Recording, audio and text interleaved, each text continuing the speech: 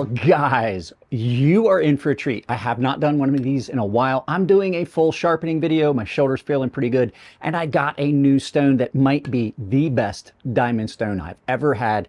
Buckle up. This is going to be a long video. I'm going to sharpen a bunch of knives. I'm going to show you what I found out about this vitrified diamond stone. So let's turn this around and get to sharpen it. All right, guys, I apologize for any shake that you get. I'm using a gooseneck tripod so that I can get the overhead shots. We're going to talk about this stone first, just to give you an idea about it. You can fast forward to the actual sharpening. I'll try and put a timestamp down below if you're just only interested in the sharpening. So this is a different type of stone than I've ever had. Now, I've seen these before. Sean Houston over at Big Brown Bear, he used to have these that he would offer. These are a vitrified diamond. Now, vitrified diamond is a lot different than some of your other diamond that you're going to see, and I have a couple examples here. Let me grab another. I'll grab my Atoma. So there's some different types. You have some that are just like this, where you have the diamond on the surface of the stone and they wear off, they tear out. This is actually one of the better diamond plates I've ever used. This is an Atoma. I believe it's a 120 or a 140. I was also just recently given one that's really similar. The way the diamond is deposed is similar, but it's not a metal piece that's on it. As you can see, this is a metal sheet that's on this aluminum, and the diamond is on it. This looks more like a film or a fabric that has been glued on. It doesn't feel like a metal plate. These are actually done by 3M. This is a medium. It's about the same grit as this Atoma. These are really good for reprofiling.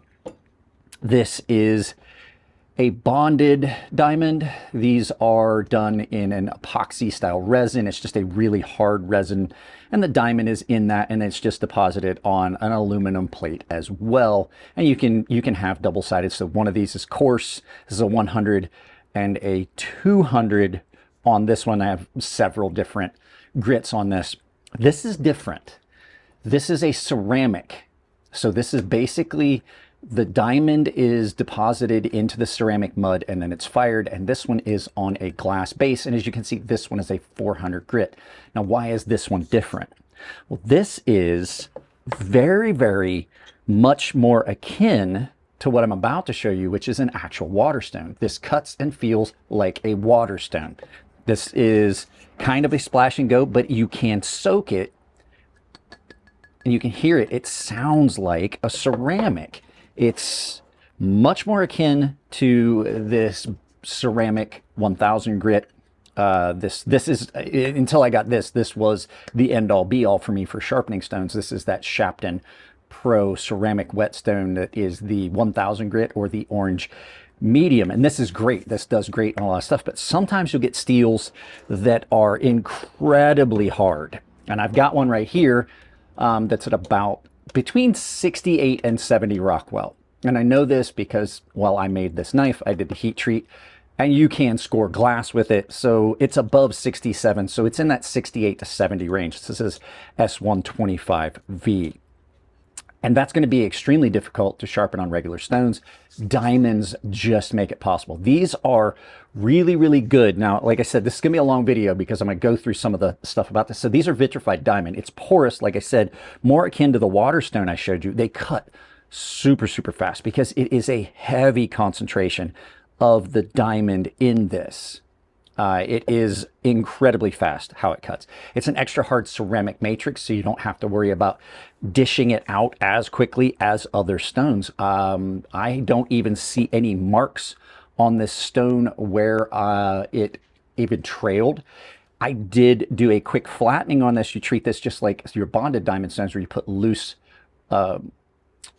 abrasive on a glass plate, and you do it just like you would some other stones, and it just flattens out, and you can see there's still some of the markings on it. And it hadn't even dished at all, and I didn't leave any marks on it with the sharpening I was doing for testing. You can use this on super hard steels. Steels that come to mind: Rex 121, S110V, 125V, Maximet. Those are all steels that are super high carbide steels, some of them with a large amount of tungsten that forms tungsten carbides.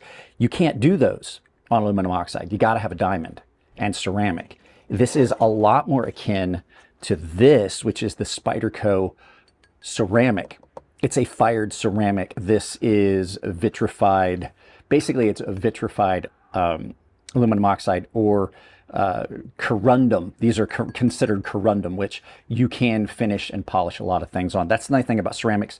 They will cut pretty much anything because these are basically at the same hardness as rubies, which are just below diamond, like on the Mohs hardness scale. So I've done a lot of sharpening with this. We're going to do some sharpening with it to show you. Look over here, Alice, if you're watching the video, I still have it. Alicord paracord. She was doing these hanks. Always carry a knife. That's rule number 9. So I'm going to put some of these other stones away. I'm going to shoot this from a couple different angles so you can watch sharpening. Sometimes you guys like that. You might get some shake from the overhead shots. I'll tell you that these are really nice. They come with a diamond, with a glass bottom. But if you sharpen down like this, if you're not going to sharpen like I a lot of times do in hand like this, you may have some problems. You're going to have to put this on something. So I'm going to show you how I mounted this. Give me a second. I'm going to get all the stuff together because I got to get my little holder that I'm using. I got to get that out. So I'll see you back in just a second. Well, that took way longer than intended. So like I said, we've got several knives here that we're going to sharpen, and they're in different steels. I think we're going to sharpen 4. I have one that's in S125V that I did, and I did the heat treat. Like I said, it's around 68 to 70 Rockwell. It will score glass. AR RPM 9, same knife, custom and production version. This is S110V. I'm not sure about the Rockwell on this, but I do know S125V is a very, very wear resistant steel. So we're going to do that one for my buddy Tino. And this one that I did a refinish on and never put another edge on. This was my father's knife. This is in N690. So I have to get this done. I want to get this done so that my daughter has this completely done before something happens to me. So let's go ahead and get this stone set up. Now, you're going to notice that while this stone has a base, there's a little bit of an issue here. So when I try to sharpen, because of the size of my hand, I can't get my angle. So I have to lift this up.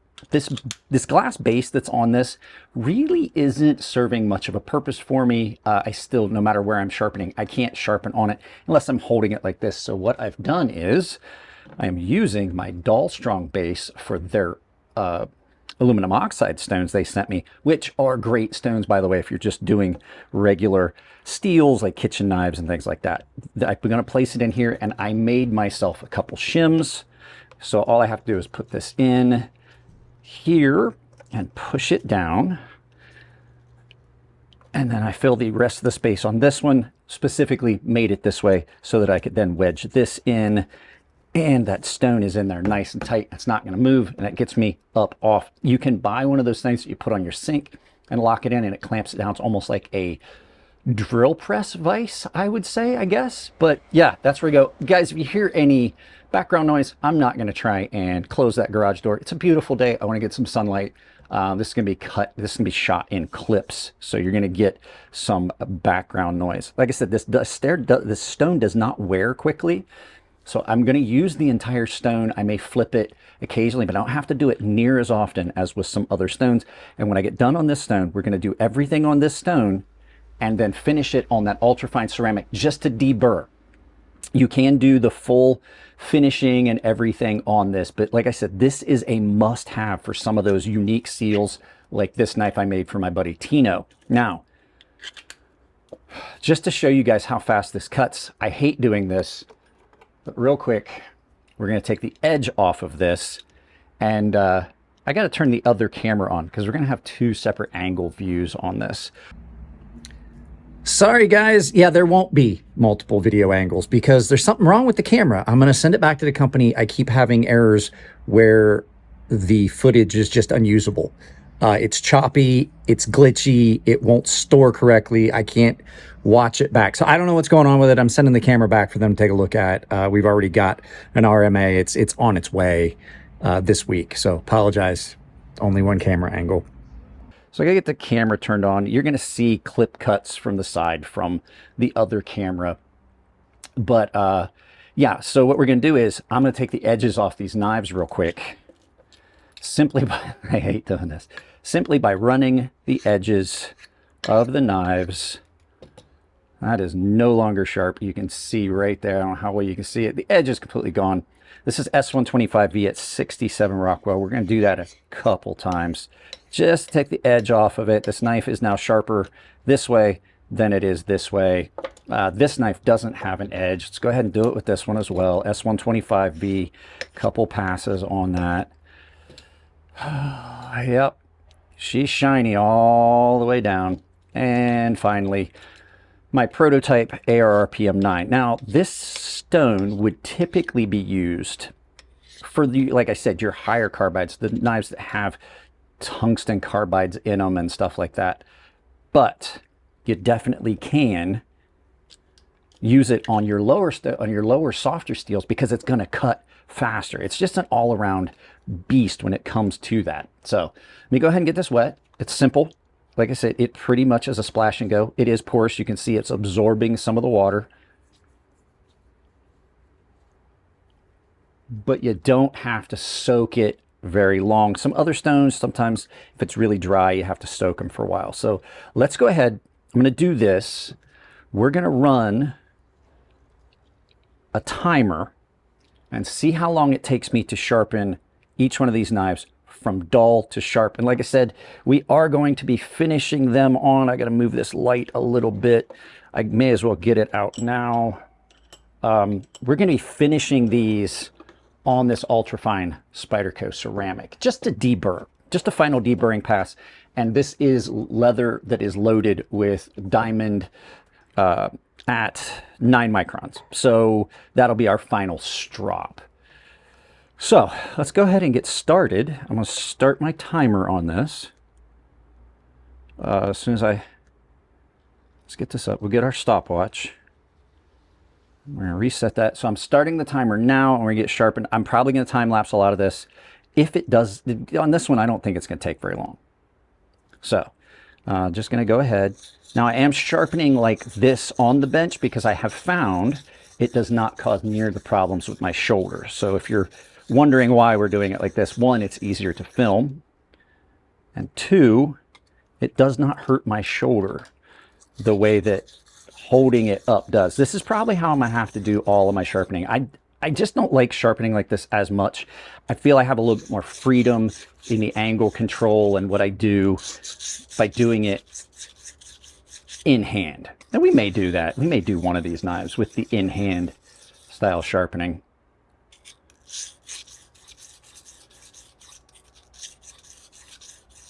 So this stone did come from one of my subscribers. I did not pay for this. This came from it. That is already ready to, we're going to take a couple more passes. Just going to feel that we've got a burr. Yeah, that is already formed a nice burr the entire length of that edge. Do a couple passes. Make sure that we don't have any spots that aren't burring on this side. So yeah, we got to burr the full length. So now I'm going to do a couple real quick deburring passes. Some people will tell you you should do your deburring passes going backwards. I would agree if I wasn't also going to then take this and put it on that ultrafine ceramic just as a final deburring pass and then strop it. This is a very aggressive stone. It's going to leave us a very aggressive edge. That is very, very sharp right at the moment. Let me go ahead and wipe this off. Go ahead and wipe this off. I'm going to grab this ultrafine ceramic, and I'm not trying to take any of the tooth away. What I'm trying to do is just take the burr off. So we'll do a couple quick passes. You can hear it's kind of gritty, and that'll kind of go away. All I'm doing, because this is super, super fine, it's not going to take off the tooth of the edge, but it is going to refine it just to make sure that all that is so sharp right now. And that was completed with deburring. And let's go ahead and do the final strop back and forth a couple times. Like I said, this is 9 micron ceramic on that. That is screaming sharp at 2 minutes and 29 seconds, including deburring. And you saw me take the edge completely off this knife. No burr left that I can feel. Let's go ahead and grab a piece of test medium paper, which I like to typically use phone book paper, or this is the same thing. This is the voter's guide that they send out constantly. You here in San Diego, and that is absolutely just, oh, keep missing it. Am I missing it? What am I doing here? What's wrong? Let's see. We may do a couple more deburring passes. It feels sharp. I may have a little bit of burr. Let's go ahead and do a couple more passes on that, just to get that heel. Make sure that we did it. Is it just crappy paper, or am I just addressing the cut wrong? Let's see.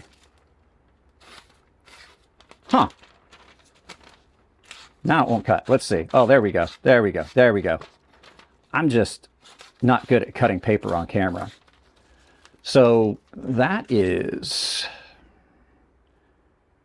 as you can see, nice aggressive 400 grit edge.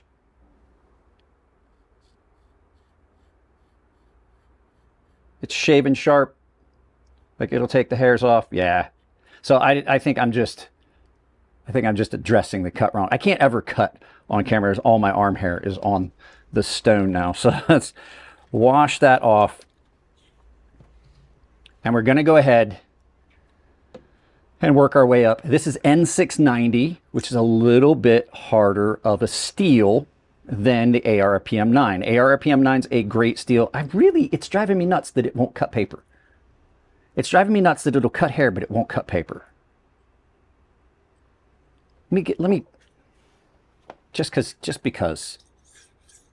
make sure that I didn't miss any of the burr. Just a couple more deburring passes. Even those of us that sharpen knives all the time, sometimes.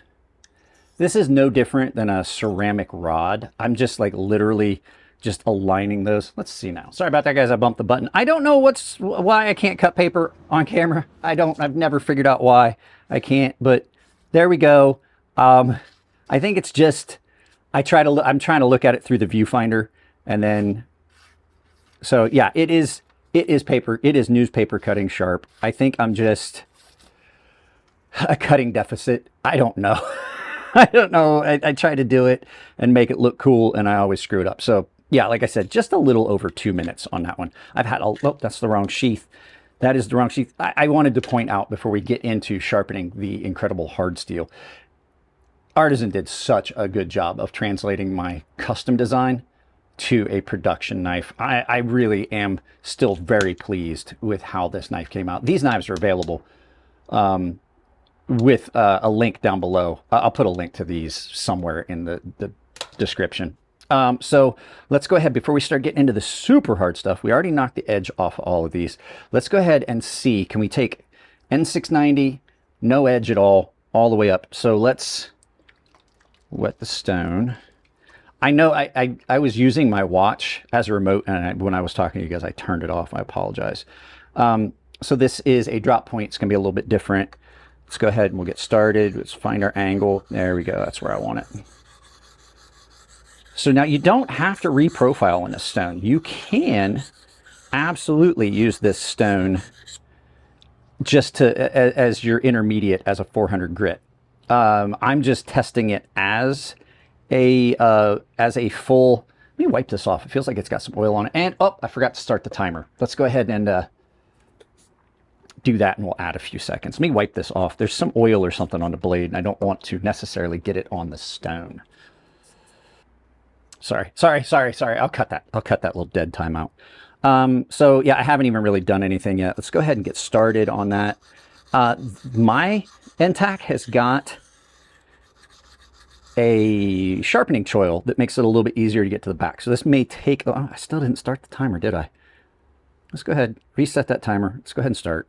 We'll just figure in a couple extra seconds of me BSing, but this is cutting fast. You can see that this is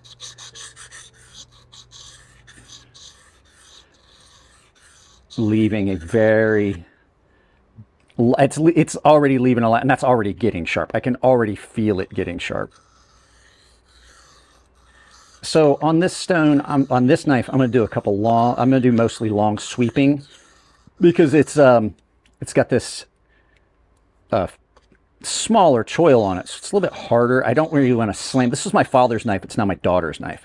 I really don't want to slam into the stone and ruin the finish that I put on this knife. So we're trying to take it easy, do mostly long sweeping passes.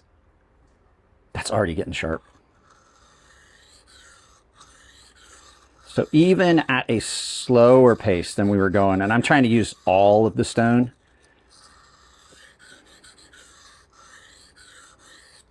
Even at that slower pace, that is cutting really, really fast. I am having a little bit of an issue where I'm at on this. We're going to have to like figure something out here. We may have to take this stone out. As a matter of fact, we are going to take this stone out of here. I'm butting into, this is a really thick handle on this. I'm butting into the wood base. So we're gonna do this one. Oh, that is really, we're gonna do this one in hand. There you go. I can definitely get up on that further. So I know you guys like to see me sharpen like this. It's just worse on my shoulder. Yeah, it's way easier. I'm not slamming into that. Let's go ahead and give this a good sharpening. So this is a light stone. It doesn't weigh any more than my other stones, even though it is definitely a different type of stone, even with the glass base.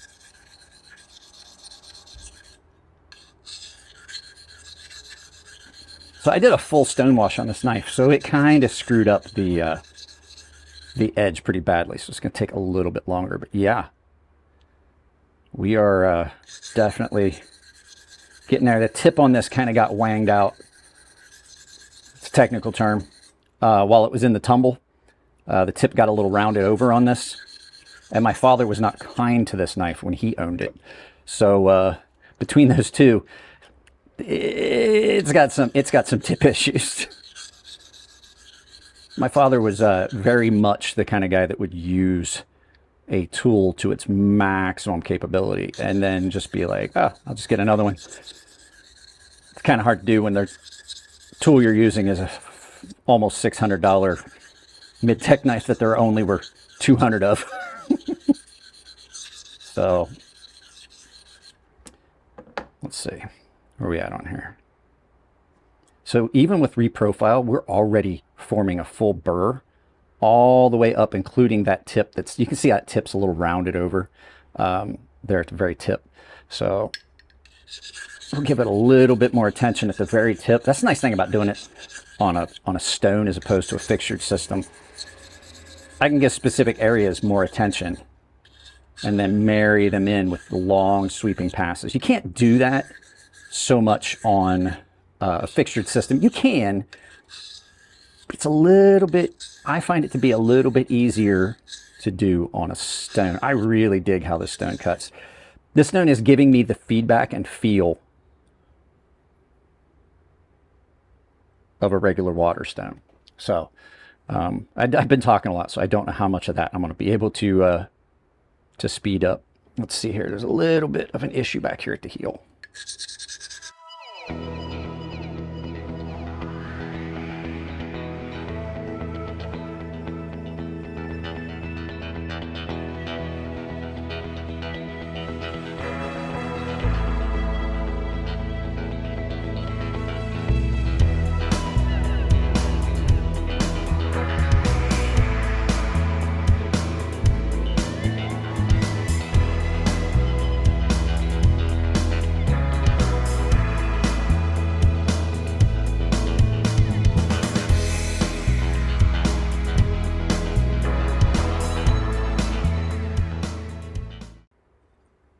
So that's really good right now.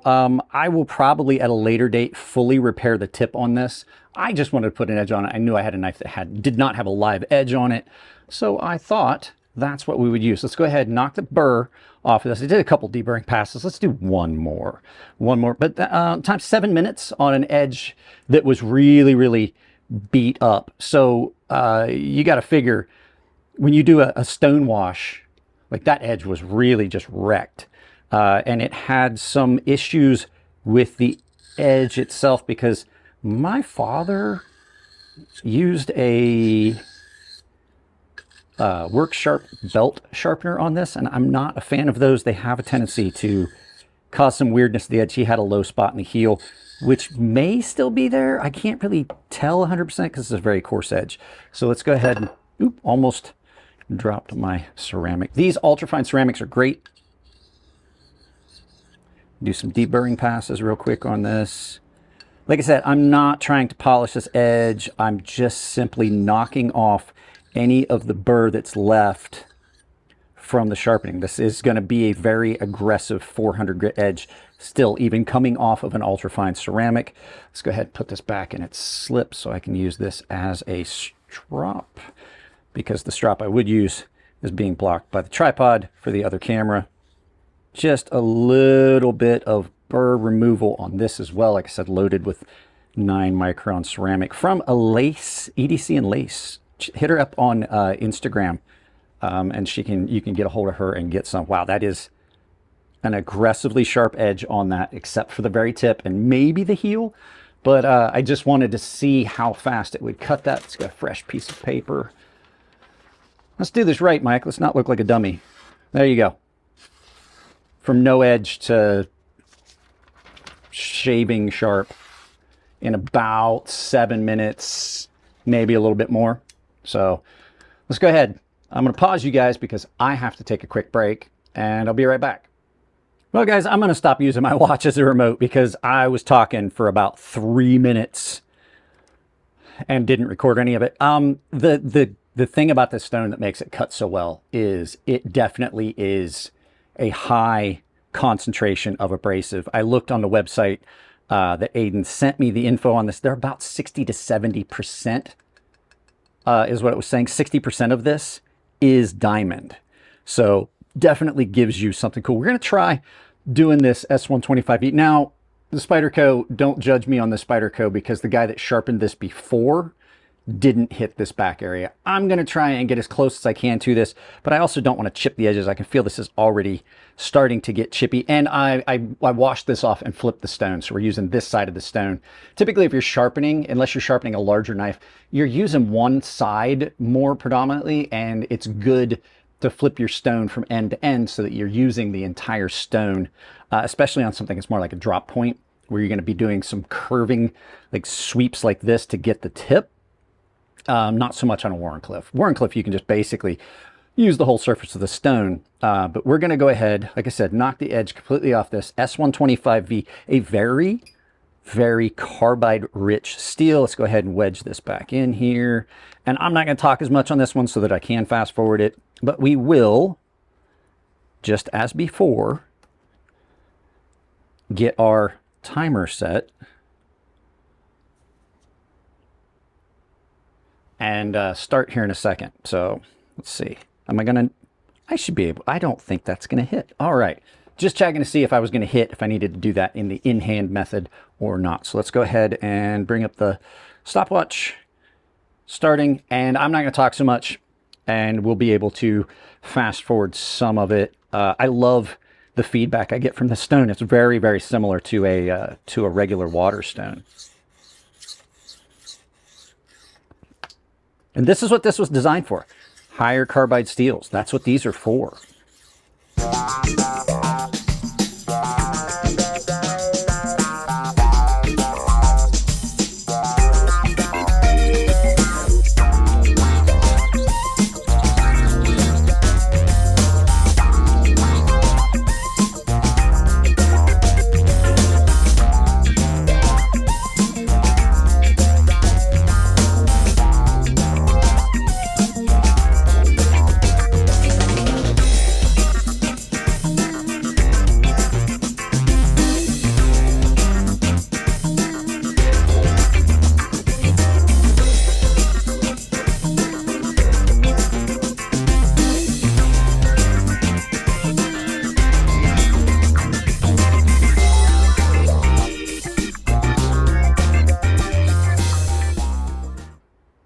Sorry, I keep bumping into it. I'm trying to see. The lighting for me is not optimal. I like the natural lighting better, but for you guys, I'm trying to get it.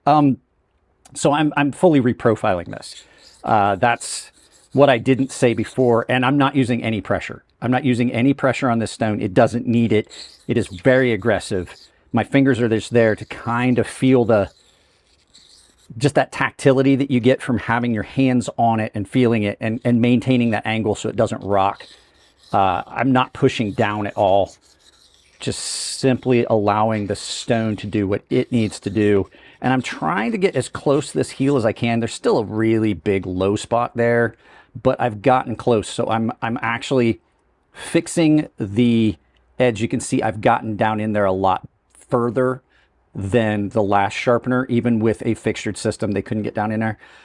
So I'm trying to get that taken care of. But the key to it is you want to make sure that you're not putting a lot of pressure. Just let this stone do its own thing. So, all right, I'll shut up so that you guys can watch it in time lapse.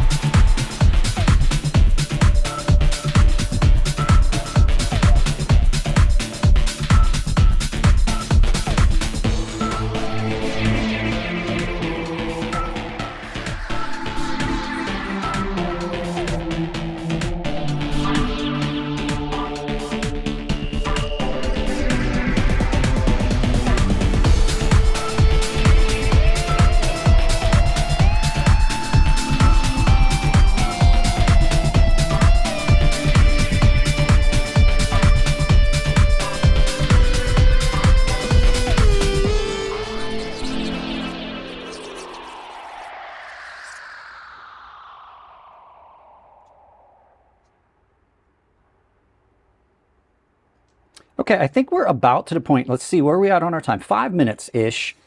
I think we're about to the point where I can do some deburring passes. I just wanted to make sure, because I didn't just resharpen this one from dull. I reprofiled the edge on this one from what it was, because I really felt that the edge on this needed to be laid back just a little bit from where it was. So let me get these glasses off. A couple deburring passes on this, and then we're going to do some deburring passes on the ceramic, and I'll see what it feels like. It feels pretty aggressive to me already. So we've done some light deburring passes. The nice thing about this is you could use this as a finish stone. You can see I removed, like by looking at my hands, I removed a lot more material from this knife than I did the others. Now I couldn't get all of this heel. I got it as good as I could, but Spydercos have really got low spots at the heel. This isn't about let's sharpen the knife. We're just looking at the stone right now. So there's a little spot back here. They need sharpening choils. They need sharpening notches if they're going to do this hard edge. But I digress. That's a different. That's a tale for a different video. So let's go ahead, do a couple deburring. Now, if you're going to do deburring passes on something like this, make sure you wipe the blade off really good. You don't want that grit contamination on this. The ceramic stones are not as prone to accepting grit contamination as other stones, but you still can get stuff on the surface and you can screw up if you're trying to do like a higher polished edge on a knife. So you can hear that grit as you start, that gritty edge. And that's all I'm trying to do is knock off any of the burr, but also just refine the edge ever so slightly. This is not going to do enough material removal to change the aggressiveness of the edge, but so there we go. See how much smoother that sounds? That is sharp. It sounds so much smoother. And then we'll do a couple quick passes on here, just to make sure that it's aligned. We're just doing some final stropping passes, and it gives you still that aggressive edge, but it takes off some of the grittiness, and that is sharp. That is sharp. Let's go ahead. That is sharp, and that was just at 8 minutes from dull on S110V. It was just about 8 minutes. S110V is a very high carbide steel. Really, really good. I was going to do some S90V, but I got news for you. I did it yesterday on this, and same thing. I wound up with the same thing. Just about 5 or 6 minutes because my PM2 was kind of dull. Definitely does a great job on S90V as well. So I'm gonna pause you guys. I'm gonna clean this stone up a little bit. I'll be right back. All right, guys. So just to show you what we're dealing with here, this is a knife I made. It is in S125V, and I did an extremely hard heat treat on this. You are looking at a knife that will score glass, so it's above 68. And I mean, it's not just scoring, it's cutting glass. So anything above like 67 starts cutting and scoring glass. That's what we're about to sharpen. Let's go ahead and get this dead soldier out of the way.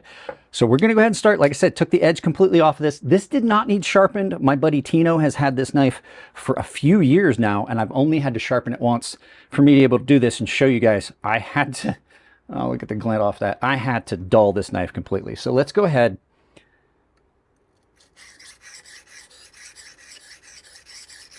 Oh, I hate dulling a knife just to show. This is great for wearing. Now, when I washed this off, I did flip the stone. Like I said, end to end, even though this is a very slow wearing stone, you still want to do that just so that you keep it even. And it's going to keep you from having to do a reprofiling or flattening on this, which I did a little bit of a one just to test to see like how well it was going to work. This is going to take a little, oh, I didn't start the timer, sorry.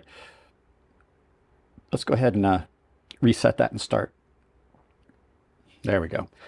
This is going to take a little bit longer, so I'm going to go ahead and shut up and let you guys just watch this in time lapse.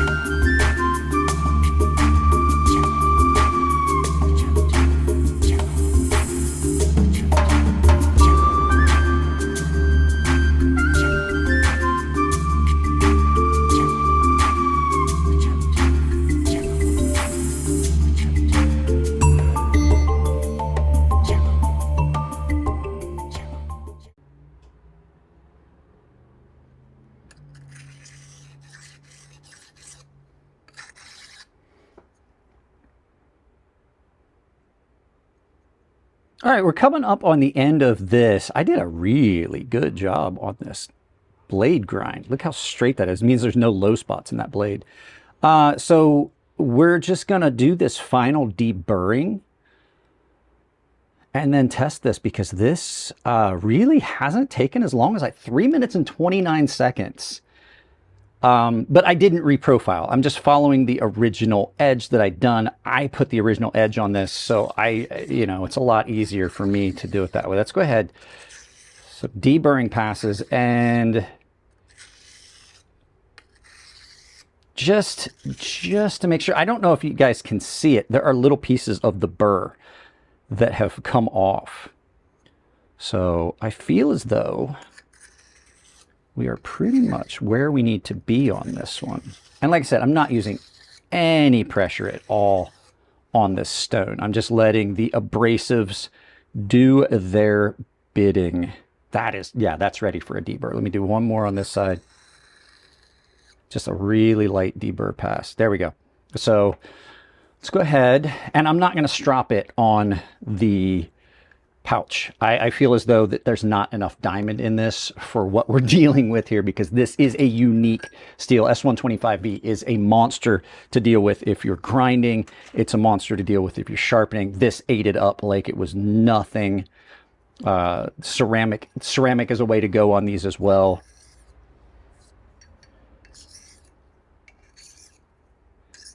So you can hear the grit of that edge All I'm doing is just knocking off any weird angles and points that are going to make it a gritty edge that you don't want, but still leave it a aggressive edge. Oh yeah, let's go ahead and get out my actual strap. Now this is loaded with 9 micron diamond as well. Yeah, I don't feel any burr. So if you're stropping a knife and you feel a burr, you will feel it. You'll feel it catch on the leather. You'll feel it drag. And that's part of the reason I wanted to make sure that I could feel where we were at on that. And this is now, let's see. So that is back to shaving sharp in 5 minutes and 37 seconds on this stone. So I'm really, really, really impressed with this stone. I'll get the info and put it in the bottom on how to get it. This thing is just, it's incredible. This is a game changer. Big Brown Bear was selling these for a while, the same style. Look how much material that removed. And like I said, you're scoring glass with that. You can cut glass with that last knife. And I was able to sharpen it from dull, like completely dull, to shaven sharp in 5 minutes and some odd seconds. So really, really impressive. Only thing I wish is they came with a bigger base. But like I said, I'm creative, I'm clever, I found a way to do it. They are thin. If you're going to try and sharpen on a workbench, you're going to need something to get it up. And there's no feet on this. I may put like a rubberized coating on this. Like I've tried to put it on other things. This glass just kind of wants to slide around because it is a glass base. But then it's just epoxied on. These things are great. It is absolutely, I mean, you're looking at basically the same thing. This is vitrified corundum. So basically like ruby, sapphire hardness. This is diamond, so this is even harder. These in concert work really well. I love the edge coming off just this stone going onto that diamond. That's how this is going to stay. It's a very aggressive edge. It bites and cuts. Let me see if I can do it. I haven't tried it yet. Let's see if we can do the paper towel test. All right, guys, this is a test a lot of people like to see. Let's see if this will do. This is off of the same process we did here. And yeah, it's...